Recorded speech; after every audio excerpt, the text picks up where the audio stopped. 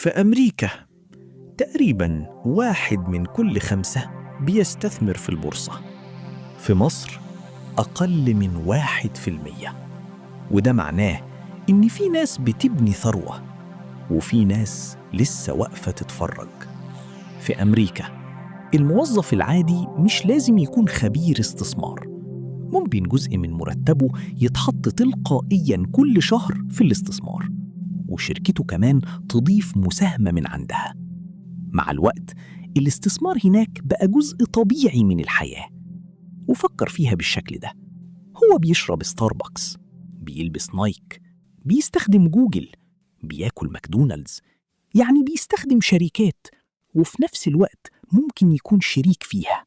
فلما سهم أبل يعلى، الموضوع مش مجرد رقم على الشاشة، ده جزء من حياته أصلاً. تعال بقى لمصر. لما تستخدم الإنترنت أو تتصل، المصرية للاتصالات موجودة في البورصة.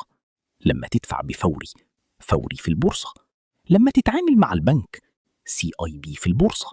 يعني شركات بتتعامل معاها كل يوم وممكن تبقى شريك فيها فعلا.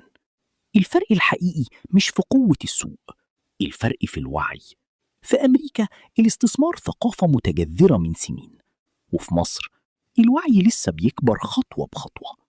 وده طبيعي، لأن أي سوق كبير في العالم بدأ بعدد قليل جدا من الناس اللي فهموا اللعبة بدري، وأحيانا أكبر الفرص بتكون في البدايات.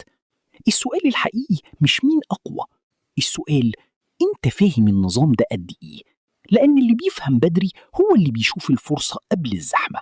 وفي الفيديو الجاي هندخل جوه البورصة المصرية فعلا. إزاي السوق بيتحرك؟ ليه سهم بيعلى وسهم بينزل؟ وإزاي تبدأ أول خطوة ببساطة؟ لو أول مرة تشوف البورصة بالطريقة دي، اكتب رؤية وأنا هكملك السلسلة خطوة بخطوة. أنا عم حسن، وده EGX ماب. والسلام عليكم ورحمة الله وبركاته.